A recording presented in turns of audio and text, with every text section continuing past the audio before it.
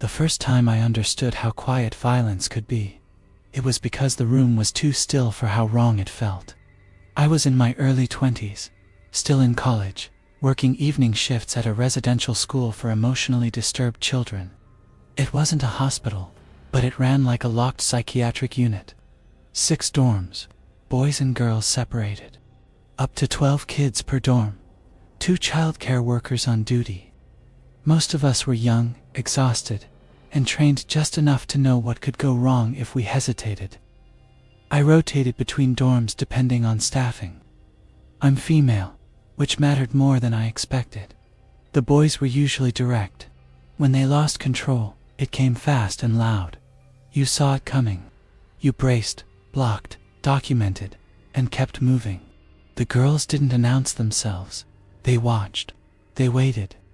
There was one girl who hated the woman I worked with on evening shift. She never raised her voice, never argued.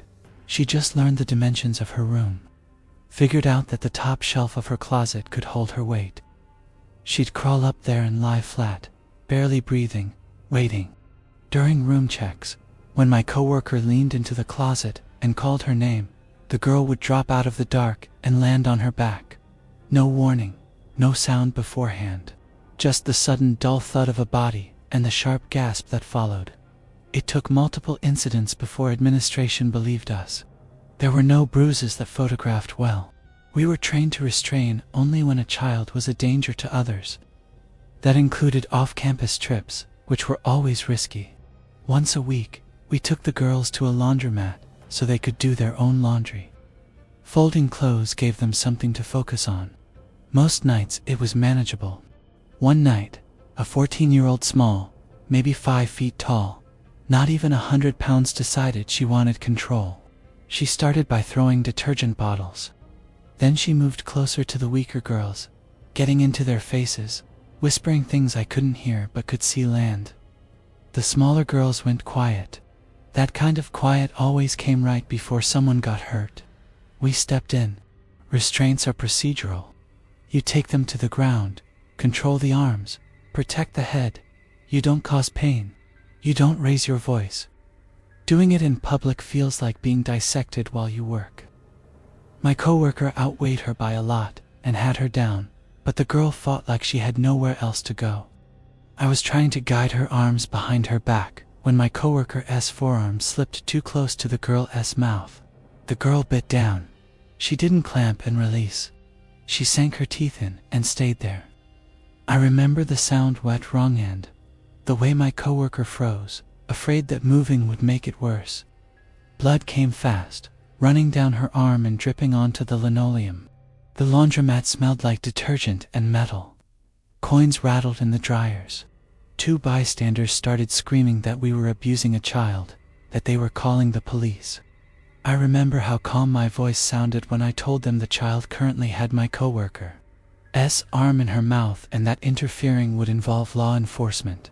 I named the facility. They backed away without another word. We got the girl under control. I called for backup. She was transported back to the dorm. My coworker went to the ER for the bite. I finished the incident report with hands that wouldn't quite stop shaking and didn't mention that my knees hurt for days afterward. Another night, a substitute worker brought a butcher knife onto the girls' dorm to cut a watermelon. I didn't know until it was already too late. One of the girls took the knife and started threatening the others. I walked in just as the substitute held out her hand, asking for it back, like this was a misunderstanding that could be corrected. The girl sliced across her palm and ran. By the time I got outside, she was stabbing the inflatable moonwalk we'd set up earlier. The vinyl collapsing with sharp hollow pops. When it finally sagged into itself, she turned on one of our plastic windows and smashed it out. She dragged her wrist across the jagged edge again and again. Hard enough to make my stomach turn. She still had the knife, but the cuts weren't deep. It felt staged, like she needed us to see what she could do if she wanted to. More staff arrived. We talked her down. She dropped the knife. We restrained her and placed her in the quiet room. Padded walls, heavy door, a narrow window you could look through without being seen. 15-minute checks, written down every time, even when nothing changed. On the boy's side, my now husband was working. One night he put a small boy into the quiet room after an outburst. The kid didn't fight, walked right in. As my husband stepped back to close the door, the boy reached behind it and flung a cup of urine straight into his face. He'd hidden it there in advance. My husband said later what bothered him most was how patiently the boy must have waited.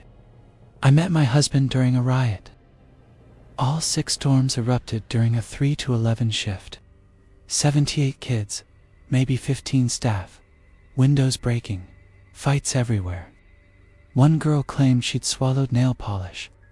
The nurse said she'd administer ipecac. The girl confessed immediately and showed us where she'd poured it out, polish still smeared around her mouth. I remember thinking the nurse might make her drink it anyway, just to close the loop. The riot started around 10. The overnight shift arrived at 11. 1 staff per doorman stayed. It took both shifts working together to settle the units. We finally clocked out around 1 in the morning. As we were leaving, exhausted, sore, and vibrating with leftover adrenaline, I looked at a man I barely knew and told him I was going home to get drunk. He said yes. We've been married 35 years now.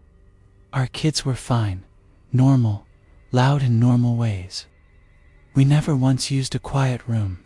Sometimes, when I think back on that job, it isn't the injuries that stay with me. It is how often I learned to ignore the warning silence, how easily that habit followed me home. I didn't understand what was wrong with her sleep until I realized she was using television schedules as a clock. At the time, I was working in a community mental health setting while teaching part-time, splitting my weeks between intakes, vocational counseling, and supervision of graduate students. This case came to me through Job Counseling Practical. Surface-level work meant to stabilize employment, not excavate trauma. I'd been in the field long enough to know that those boundaries rarely held. She was in her early 20s. I'll call her Julie. She lived with her mother and stepfather and had 5 children of her own. She was referred because she couldn't keep a job. Recently fired from a call center for falling asleep at her desk, then striking her manager when confronted. It wasn't the first time. She'd been terminated from 8 of the last 12 jobs she'd held. On paper, it read like poor impulse control and chronic instability. She was enrolled in a CNA program and already on warnings for falling asleep in class. 4 of her 5 children were technically in her mother's custody. There was a history of drug use in the family, some trafficking, check fraud. Julie had her own probation officer. 2 of the children had theirs. One had nearly killed another child at school by strangulation. She described constant conflict with her mother. The fighting stopped, she noted casually, when her stepfather was home. Her mother denied any abuse when I asked about Julie's childhood. Julie hesitated, then said she remembered things differently. She didn't elaborate. I didn't push, not yet. In sessions, she was exhausted in a way that didn't match depression. She wasn't slowed. She was wired and fraying. Her affect shifted quickly. She was late often, but never defensive about it. She just looked confused, apologetic, and very young. It came out accidentally.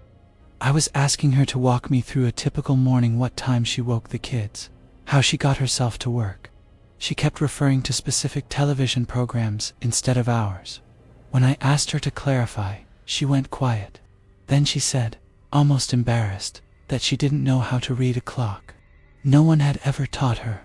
She stayed awake all night watching television so the right show would come on. That was her cue. That was how she knew it was time to wake the kids, time to get dressed, time to leave.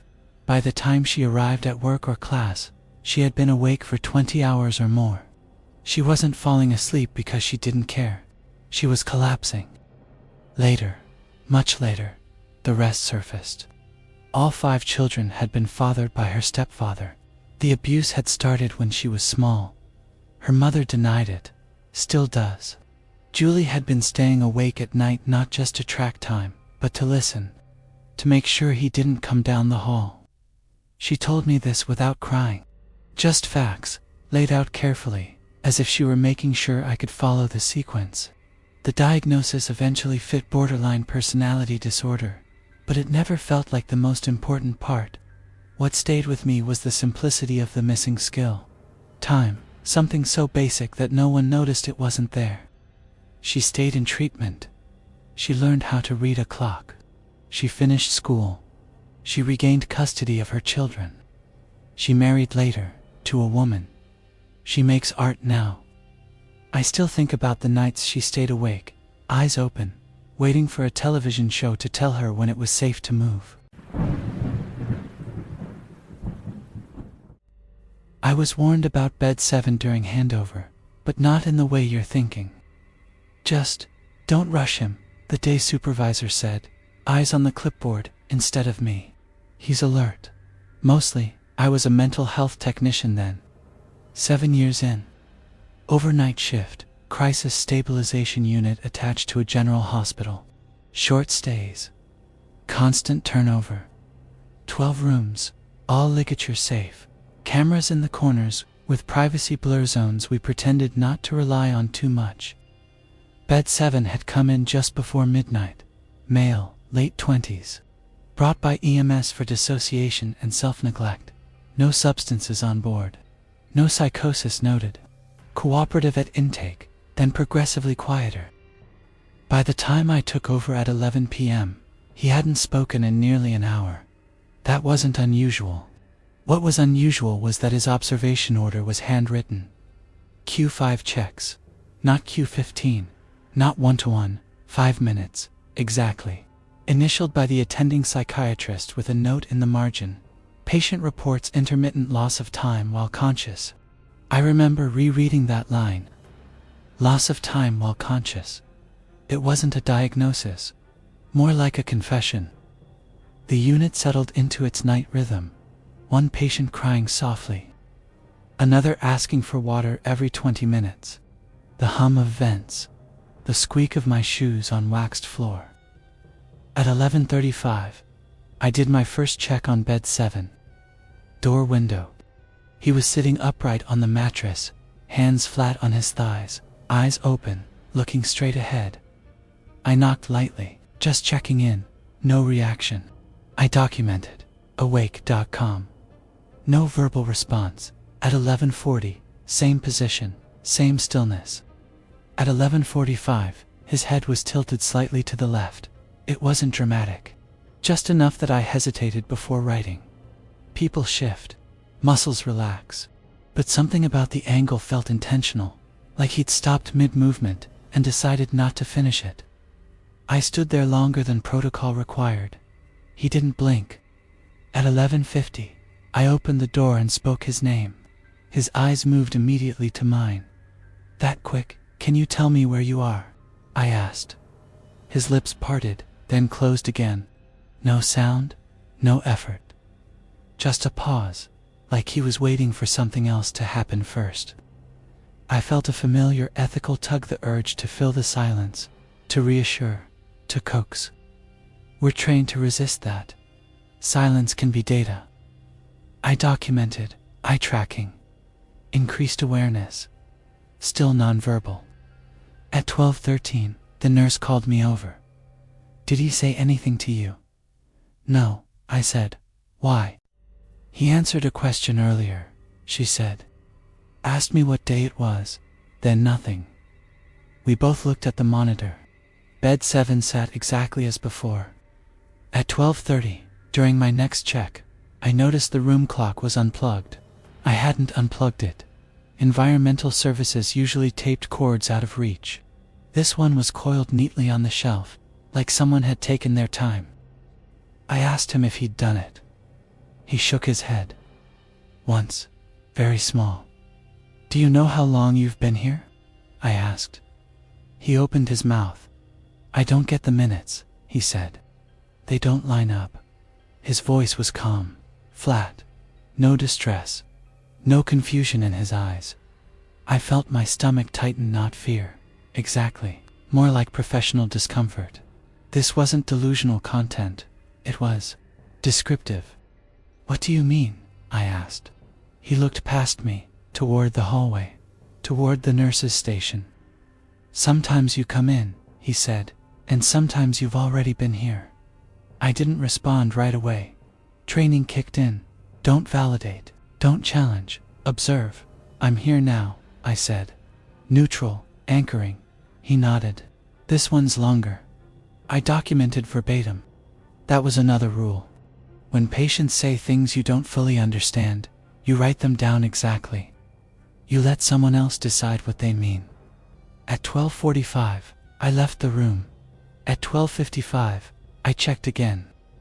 He was lying down now, eyes closed, breathing slow.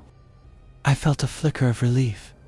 Sleep often resets things, even dissociation. At 1:10, the camera feed glitched, just for bed 7. A brief stutter, then back to normal. At 1:15, I opened the door. He was sitting up again, hands on thighs, eyes open. You didn't knock that time, he said. I froze. I didn't hear you, he added, before I could speak. But you usually do. I asked him how he knew it was me. He smiled, just slightly. The steps are different. I left the room without another word. At 1:25, I was charting when I noticed my previous entries had shifted. Same words, same timestamps, different intervals. The Q5 checks were no longer evenly spaced. Some were 3 minutes apart, some 7. The system showed compliance. Green check marks all down the column, but I knew my rhythm. I'd been watching the clock all night. At 1:35, the nurse told me bed 7 had fallen asleep. At 1:37, I heard him speaking, not loudly, not shouting, just talking. A steady murmur, like someone explaining something to an empty room. By the time I reached the door, he was silent, eyes closed, pulse steady. I didn't document that part. In the morning, his chart listed dissociative symptoms resolved overnight, planned discharge pending psych eval. When I came back the next night, bed 7 was empty. Housekeeping had already wiped the room. Clock plugged back in. Time blinking 12 o'clock. I stood there longer than necessary, listening to the unit settle. Since then, I knock before entering every room, even empty ones. Not because I think someone will answer, because I'm not always sure how long I've already been there. The incident report was already half written when I realized I didn't remember the incident. That's not something I admit easily. I was working as an observation unit supervisor, then 10 years in, mostly nights. Locked geriatric psych wing. Lower noise, slower pace, but heavier documentation. Memory care overlays. Neurocognitive disorders. The kind of unit where nothing dramatic is supposed to happen because everything has already happened to the patient long before they arrive. It was 1:06 a.m. when I opened the draft. The system auto-generates a report shell when certain flags are tripped. In this case, unscheduled room entry, extended duration, room 12. The draft showed my name, my credentials, and a start time of 0:32. End time, blank. I sat there staring at it, trying to pull the memory forward. Nothing came, not even a blur. Just absence. Room 12 belonged to a woman in her late 70s. Advanced vascular dementia. Nonverbal for months, according to her transfer notes. Total assist. No behavioral issues. On Q15s mostly because policy required it, not because she'd ever done anything unpredictable. I checked the live board. She was still admitted. Still asleep, according to the tech's last entry. I pulled the camera feed. The footage showed me entering her room at 0:32. I watched myself step inside, adjust the door gently, and move toward the bed. I didn't turn on the overhead light. Just the bathroom glow, enough to see outlines. I leaned over her for a long time. 23 minutes, according to the timestamp. I didn't touch her, didn't adjust bedding, didn't check vitals. Just stood there, slightly bent at the waist, head tilted as if listening. At 0:55, I straightened up, paused, and left. I felt cold watching it. Not fear, recognition without ownership. I scrubbed back through earlier footage. My night had been normal up until then. Rounds, a brief conversation with a nurse about bowel protocol, coffee charting, no gap, no stumble, no sign of confusion. At 1:12, I walked down to room 12. She was asleep, mouth slightly open, breath shallow but even, same as always. I told myself the report was probably triggered by a badge glitch. Proximity sensors misfire sometimes. I closed the draft without submitting it. At 1:30, the nurse asked me if I'd noticed anything different about 12. Different how? I asked. She was awake earlier, the nurse said. Just for a moment. Eyes open, tracking. That's new, I said automatically. She said something, the nurse added. I looked at her. She hasn't spoken in months. I know, she said. That's why I wanted to ask you. I asked what she'd said. The nurse hesitated. Then she asked if you were coming back. I felt a pressure behind my eyes, like the start of a headache. What exactly did she say? I asked. She said he stands too close. We stood there in the low light of the station, both of us careful not to jump to conclusions. Dementia patients say things, fragments surface, old scripts replay. But the phrasing bothered me. Present tense, specific. At 2:02, I checked the report system again. The incident draft was gone, not submitted, not deleted, just absent. In its place was a completed note under routine observations. My initials, timestamped 047, patient calm, eye contact noted, no distress. I didn't write that. I would never chart eye contact for a patient who hadn't demonstrated it consistently. That's how you create false narratives. That's how families get the wrong idea. I checked the audit trail. It showed me logged in, active, no irregularities. At 2:10, I went back to the camera feed. The footage from 0:32 to 0:55 was gone. Not corrupted, not static, cleanly removed, like it had never existed. The system jumped from me entering at 0:29 for a standard check to me exiting at 0:56 after. Nothing, no flagged gap, no error message. I stood there longer than necessary, listening to the unit breathe, ventilation cycling, distant cough, someone calling out in their sleep. At 2:18, room 12's call light came on. That hadn't happened in months. I walked down the hall slowly, aware of my own steps, my distance from the bed. Her eyes were open when I entered, clearer than I'd ever seen them. She looked at Mina past me, not through me. You don't remember, she said. Her voice was thin but steady, not confused. I didn't answer. She blinked once. That's probably better. I stood where I was, careful not to move closer. By the time the nurse arrived, the patient was asleep again, non-responsive, baseline. The chart the next morning listed transient verbalization, likely confabulation. I didn't correct it. I've reviewed thousands of hours of footage since then. I trust systems. I trust patterns. But I no longer assume that awareness and memory fail at the same time. Sometimes only one of them goes. They taught us in training to document everything exactly as it happens. Times, behaviors, interventions. No interpretation, just observation.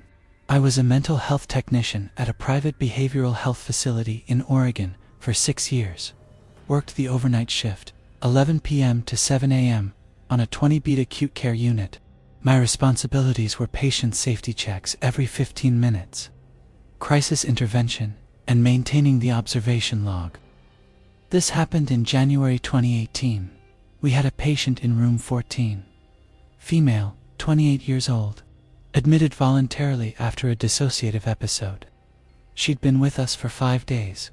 Cooperative. Mostly kept to herself. Attended groups during the day. Took her medications without issue. On night 6, I started my shift at 11 p.m. Got report from the evening tech. Nothing unusual. Patient had eaten dinner, participated in the evening community meeting, returned to her room around 9:30. I did my first check at 11:15. She was in bed, facing the window, appeared to be asleep. At 11:30, same position. At 11:45, I noticed she'd moved. Now on her back, staring at the ceiling. I knocked quietly, opened the door, asked if she was okay. She didn't look at me, just kept staring up. She said, "Did you write it down yet?" I asked her what she meant. She said, "What I'm going to do at 2:47. I stepped into the room, asked her if she was having thoughts of something. She finally turned her head toward me. Her expression was completely neutral. She said, "No, I already told you. 2:47. You wrote it in the log." I hadn't written anything in the log, except routine checks. I told her that. She smiled slightly, not in a threatening way, more like she was confused by my confusion. She said, "Not yet." "You will." I asked if she wanted to talk to the nurse on duty. She said no. Said she was tired. Rolled back toward the window. I closed the door, went back to the nurse's station, documented the interaction. Patient made unusual statement regarding future documentation. Effect flat. No immediate safety concerns. Will monitor closely. I increased her checks to every 10 minutes. At midnight, she was asleep. At 12:10, still asleep. At 12:20, I opened the door and she was sitting on the edge of her bed, facing away from me. I asked if she needed anything.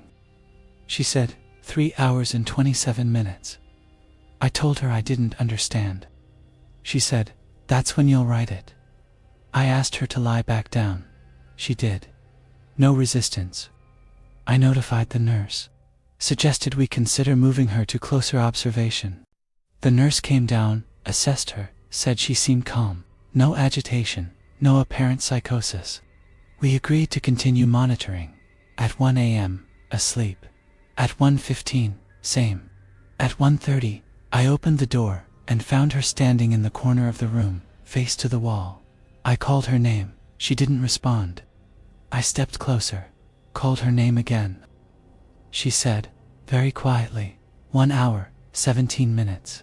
I radioed for the nurse immediately. We spent the next 40 minutes trying to redirect her.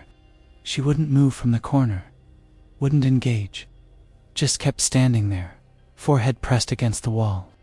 Finally, at 2:15, she walked back to her bed on her own and lay down. At 2:30, she appeared to be asleep. At 2:45, I did my check. She was still in bed, same position. At 2:47, I was walking back to the nurse's station when I heard a sound from her room. Not loud, just a single thud. I went back immediately. She'd gotten out of bed and was lying on the floor between the bed and the wall. On her side, knees pulled up, eyes open. I called for help. The nurse came running. We assessed her. No injuries. Pulse normal. Breathing normal. I asked her what happened, if she'd fallen. She looked directly at me. She said no. I just needed to be on the floor. At 2:47, we helped her back into bed. The nurse stayed with her while I went to document the incident. I pulled up the observation log. I entered 2:47. Patient found lying on floor beside bed. No apparent distress. Assisted back to bed. Vitals stable. I sat there for a long time after I typed it, because she'd been right. Not about what she would do, but about when I would write it down. She was discharged 3 days later. I never asked her about that night, but I still think about the way she said it. Not like a prediction, like a memory. The first thing I noticed was that the observation sheet was warm. I don't mean metaphorically. I mean when I picked it up from the counter, the paper itself held heat, like someone had just set it down after gripping it too long. I was a behavioral health aide then, 6 years in. Evening 2-night swing shift on a mixed acute psychiatric ward, mood disorders, Psychosis, detox holds. Busy unit. Too busy for anything to feel personal most of the time. You move, you check, you chart, you move again. It was 22:58 when I took over the clipboard. Room 5 was the only one on one-to-one observation. Female, late teens. Severe depression with catatonic features. Voluntary admission, technically, though she hadn't spoken since intake. No refusal, no consent, just quiet compliance. The psychiatrist had written high internal risk despite presentation. Those words stay with you. One-to-one meant constant presence, line of sight at all times. Document every 5 minutes. Initial each box, no gaps. I relieved the day aide at exactly 23 o'clock. We did the verbal handoff outside the room. She hasn't moved much, he said, eyes open. Don't think she's slept. Any speech? I asked. He shook his head. None. He handed me the clipboard. The last box, 2255, was initialed. Ink still dark. I took my seat in the chair just inside the doorway. Same position we all used, close enough to intervene, far enough to give the illusion of privacy. She lay on her side, facing the wall, knees drawn slightly in, eyes open. At 23:05, I documented, awake, still, breathing even. At 23:10, the same. At 23:15, I paused.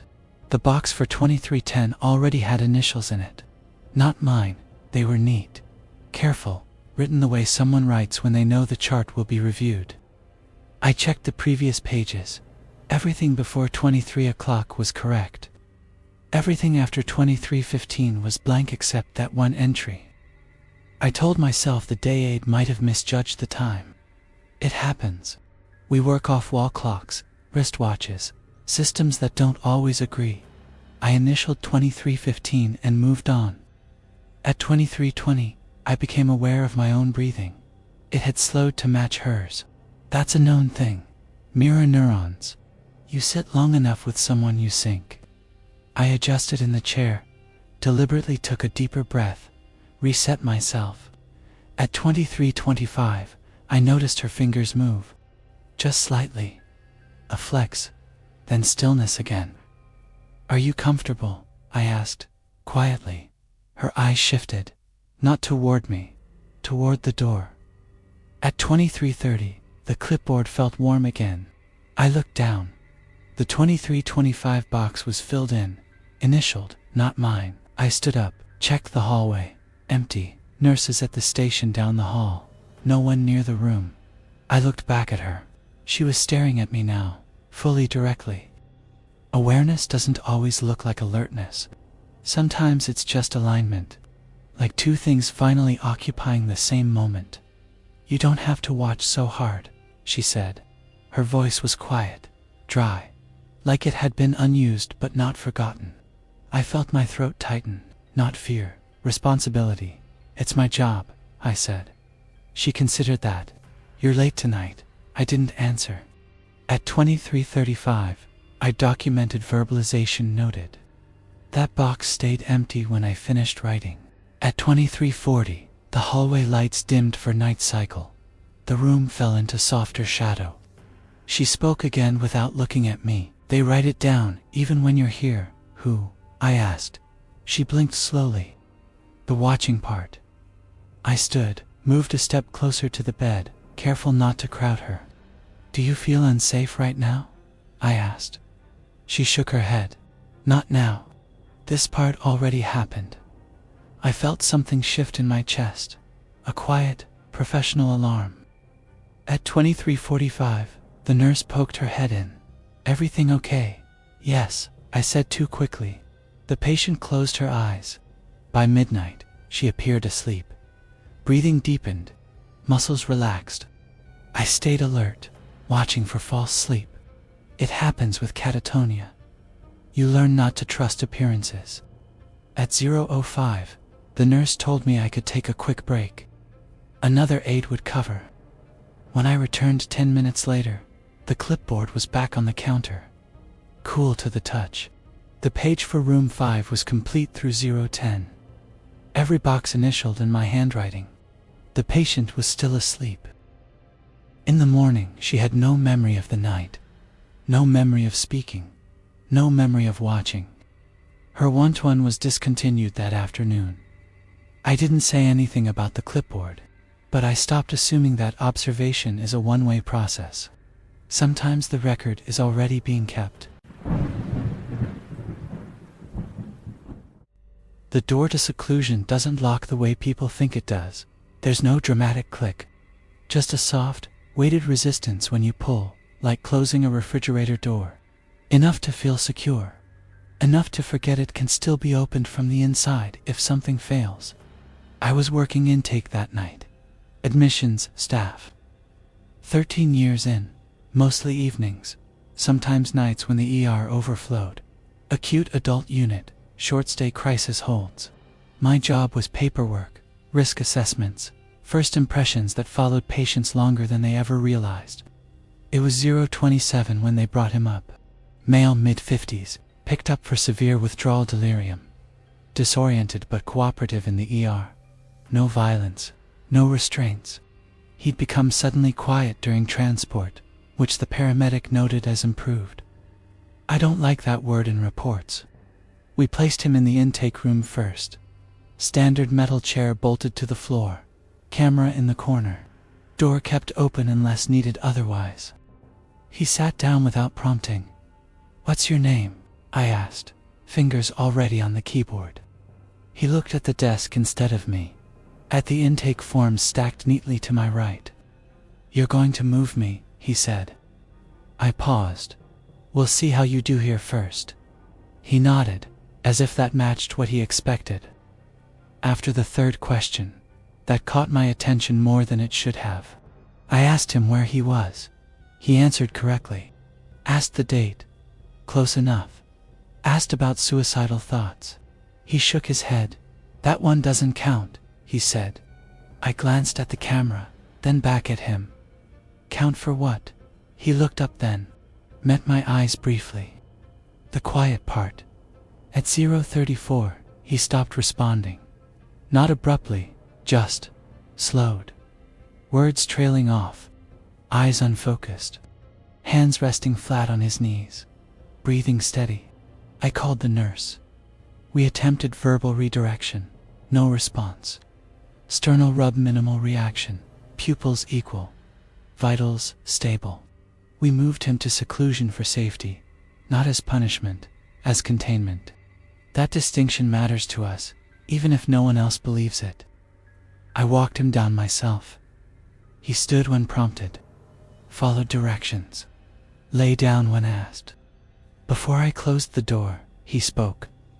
"This is where you stop writing," he said. I hesitated. "I'm still documenting." He smiled faintly. "Not the part that matters." I closed the door. At 052, I sat down to complete the intake note. The screen already held text.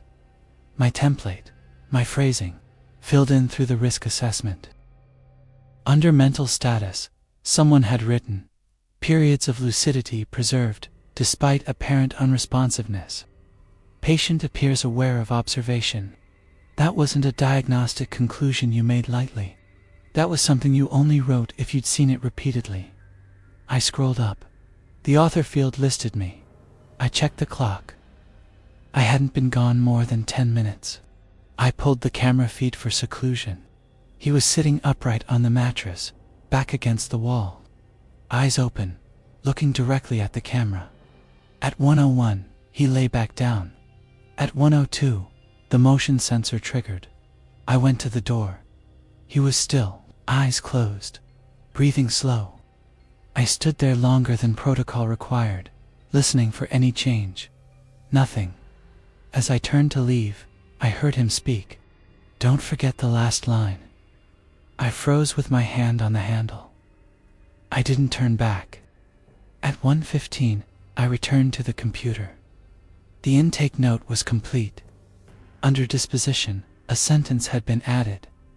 Recommend continued observation, patient likely aware. During seclusion, I submitted it. In the morning, he was alert again, confused. No memory of intake. No memory of seclusion.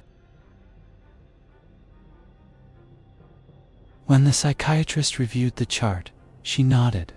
"Good catch," she said, tapping the note. Subtle, but important. I didn't correct her. I still think about how calmly he lay down, how precisely he knew when I'd stop writing. I always finish my notes now, even if someone else says they'll take over, because sometimes the part that matters is already waiting for your name at the bottom.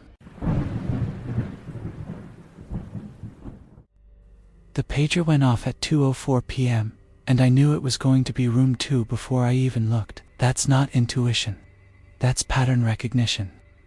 You work long enough on a locked unit and certain rooms start to announce themselves ahead of time, not loudly, just insistently. I was the night charge nurse then, 15 years in. Forensic adjacent psychiatric unit patients transferred from courts, jails, competency holds. Higher security, slower movement. Every action documented twice. Once for medicine, once for liability. Room 2 housed a man in his early 60s. Court-ordered evaluation. No diagnosis finalized yet. He presented as calm, cooperative, almost excessively polite. Too intact for the setting, some of the staff said. I didn't disagree, but that wasn't a clinical category. He'd been placed on Q10 observation after an episode earlier that evening. Not aggressive, just misplaced certainty. He'd corrected a nurse about a medication he'd never been prescribed, gave the dose, gave the time it would be offered. He was wrong, but not in the way delusions usually are. At 2:06, I stood outside his door with the tech. "Anything since last check?" I asked. The tech shook her head. "He keeps thanking me." "That's not a symptom," I said. She didn't smile. I opened the door. He was sitting on the edge of the bed, hands folded, posture straight, awake, alert, eyes on me. "Sorry to bother you," he said. "I know you're busy." "That's okay," I said. "I'm just checking in." He nodded. "This is the part where you ask me if I know where I am." I paused, just briefly. "Do you know where you are?" I asked. "Yes," he said. "But that's not the question you mean." I felt the familiar professional tightening the mental step back. "You take when a conversation threatens to drift somewhere inefficient." "What do you mean?" I asked. He looked past me, toward the hallway, toward the station. "You're deciding whether to write this down." I didn't respond. At 2:10, I documented. Patient awake, oriented, cooperative. At 2:20, the pager went off again. Same room. I pulled the chart to see if an alert had been placed. Instead, a progress note draft was open. My name at the top. No content yet. I hadn't opened it. I walked back to room 2 alone this time. He was standing now. Not agitated. Just waiting. "You didn't write it," he said. "Write what?" I asked. "The part where you stayed longer," he said. "You usually do." That word again. Usually. I asked him to sit down. He complied immediately. "Have you been here before?" I asked. He considered the question carefully. "Not in the way you mean." I felt my pulse pick up. Not fear, alertness. The kind that sharpens instead of blurs. At 2:28, the camera feed froze. Only for room 2. I stood at the monitor, watching the image hold him seated, hands folded, eyes forward. The tech asked if she should call IT. "Give it a minute," I said. At 2:29, the feed resumed. He was closer to the door. I hadn't seen him move. I went back immediately. He was seated again. Same position as before. Same stillness. "You didn't see that part," he said gently. "See what?" I asked. He smiled, apologetic. "Never mind." At 2:35, I returned to the station and finished my note. I kept it minimal, clean, nothing speculative. When I signed it, the system lagged. When it refreshed, a second note appeared beneath mine, also signed by me. Timestamped 2:17. I read it slowly. Patient demonstrates awareness of observation process. Insight unclear. Recommend continued monitoring. That phrasing wasn't wrong. It was just premature. At 2:50, the tech told me he'd gone to sleep. At 3 o'clock, I checked myself. He was lying down, eyes closed, breathing even. As I turned to leave, he spoke. "You wrote it anyway," he said, without opening his eyes. I didn't answer. In the morning, the psychiatrist praised the thorough documentation, said it helped clarify things. Room 2 was transferred out later that day. I never saw him again, but sometimes, when I hesitate before charting when I'm deciding how much to commit to the record, I think about how certain he was, not about what I would write, but when. The room assignment changed after midnight, which shouldn't have happened. I was covering admissions overflow that night clinical support staff swing into nights. 8 years in, not a decision maker, not a prescriber. The person who moved people where they fit and made sure the paperwork matched the bed they slept in. Precision mattered. If you put someone in the wrong room, it followed them for days. It was 0:41 when I printed the board. Room 11, empty. Room 12, occupied. Room 13, blocked maintenance. I initialed the page and clipped it to my folder. At 0:56, Ems arrived with a woman in her early 40s. Voluntary presentation. Severe anxiety, derealization, reporting episodes of not being present while awake. No substances. No psychosis noted. Cooperative. Exhausted. She was quiet in the intake chair, not withdrawn, just careful, like she was rationing attention. I assigned her to room 11. It was closest to the station, easier to monitor. I walked her down myself. Halfway there, she slowed. "That room's new," she said. I checked my folder. "It's been empty all night." She nodded. "For you." I didn't respond. Intake nerves. People say things when they're overwhelmed. Room 11 looked as it should. Bed made, lights low, call button intact. I handed her the belongings bag and explained the basics. As I turned to leave, she asked, "Do you need me to lie the same way as before?" I stopped. "Before what?" I asked. She looked confused for the first time. "Oh, sorry. That one doesn't always come with words." I documented patient anxious. Tangential speech. Clean. Safe. At 1:10, the board updated automatically. Room 11, occupied. Room 12, occupied. Room 13, open. I stared at the screen, thinking it hadn't refreshed properly. Room 12 was still occupied. It had been since evening. I pulled the assignment log. It showed the new patient in room 12, admitted at 0:59. I felt a quiet jolting out panic. Disruption. The kind that makes you recheck everything. I walked to room 12. The original patient was there, asleep. Verified by wristband, face, chart. No question. I walked to room 11. The new patient was lying on her side, facing the wall. Eyes open. "Hi," I said. "Just checking in." She turned her head slightly. "You moved me." "No," I said. "You've been here since you arrived." She didn't argue. Okay. That response bothered me more than disagreement would have. At 1:22, the nurse asked why room 13 was open. "It's blocked," I said. She looked at the screen. Not according to this. Maintenance hadn't cleared it. I knew that. I'd signed off on the block myself. At 1:30, I walked past room 13. The light was on. I stood there for a moment before opening the door. The room was occupied. The woman from intake sat on the bed, hands folded, posture identical to how she'd been in the chair earlier. Calm, waiting. I checked the wristband. Same name, same MRN. My mouth felt dry. "I thought you were an 11, I said. She nodded. "I am." I looked back at the hall, counted doors, counted again. She followed my gaze. "They don't line up after you stop looking," she said, gently. It's not your fault. I stepped back into the hall and closed the door. At the station, the board showed room 13 empty again. Room 11 occupied. Room 12 occupied. I didn't tell anyone.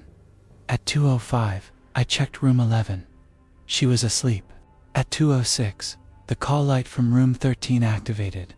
I didn't answer it. In the morning, the patient was discharged from room 11. Chart intact. Placement normal. Room 13 showed no overnight use. I kept my folder from that night. The initial printout still lists room 11 as empty at 0:41. I don't reprint boards anymore once I've initialed them, because sometimes the rooms change after you've stopped accounting for them. We had a protocol for unresponsive patients. Check for pulse. Check for breathing. Call a code if necessary. Start CPR if there's no pulse. It's automatic. You don't think about it. I was a behavioral health aide at a county crisis stabilization unit in Pennsylvania for 7 years. Worked rotating shifts. But this happened during a night shift in November 2015. We had 12 beds. High acuity. Most patients were there on emergency psychiatric holds. My job was to monitor, document, assist with ADLs, and maintain safety. Room 8 had a 41-year-old woman, admitted 2 days earlier after a suicide attempt. She'd been stable, eating, sleeping, engaged in treatment, no incidents. I did a bed check at 3 a.m. She was asleep on her side, facing the wall. Normal breathing pattern. I documented it and moved on. At 3:15, I came back through for the next check. She was on her back now, arms at her sides, completely still. I stepped closer. She wasn't breathing. I called her name. No response. I checked for a pulse at her wrist. Nothing. I immediately called a code and started chest compressions. The nurse arrived within a minute. Took over compressions while I got the AED. We shocked her once. No response. Continued CPR. The on-call physician arrived. Took over management. We worked on her for 8 minutes. At 3:24 a.m., she gasped. Her eyes opened. Pulse returned. Breathing resumed. We stabilized her. Moved her to closer observation. The physician ordered continuous monitoring and a full medical workup. I stayed with her while we waited for the ambulance to transfer her to the medical hospital. She was awake, alert, looking around the room. I asked her if she knew what had happened. She looked at me. Her expression was calm. She said, "I stopped breathing." I told her we'd found her unresponsive, that we'd performed CPR. She nodded slowly. Then she said, "I know. I was watching." I asked what she meant. She said, "I was up there, by the ceiling. I saw you come in. I saw you check my pulse. I saw you start compressions." Patients sometimes report out-of-body experiences during cardiac events. It's documented. I didn't think much of it at the time. But then she said something else. She said, "You were thinking about your daughter." I felt my chest tighten. I asked her what she was talking about. She said, "While you were doing the compressions, you were thinking about how she's the same age as me. You were scared." I hadn't said anything out loud during the code. I'd been focused entirely on the procedure. But she was right. My daughter had just turned 42. And for a split second, while I was doing compressions, I'd thought about her. About how this could be her someday. About how terrified I'd be. I didn't respond. I just told her to rest. The ambulance came at 4:10. They transported her to the ER. The medical workup came back normal. No cardiac abnormalities. No explanation for why she'd stopped breathing. She was returned to our unit 2 days later. I avoided being assigned to her directly, but I saw her in the hallways. She seemed fine, participated in groups, prepared for discharge. On her last day, she stopped me in the hallway. She said, "I wanted to thank you." I told her she didn't need to thank me, that we were just doing our job. She smiled. Then she said, "Your daughter's okay, you know. You don't have to worry about her like that. I hadn't mentioned my daughter to anyone at work, her age, her existence. I asked her how she knew I had a daughter. She looked at me for a long moment. Then she said, "I told you. I was watching. She was discharged that afternoon." I requested a copy of the code documentation a week later. Reviewed the timeline. 3:15 a.m., patient found unresponsive. 3:16 a.m., code called, CPR initiated. 3:24 a.m., return of spontaneous circulation, 8 minutes total. But when I think about what she said, I don't think about the cardiac arrest. I think about the fact that she knew something I never said out loud, something I barely let myself think. And I wonder what else she saw while she was up there.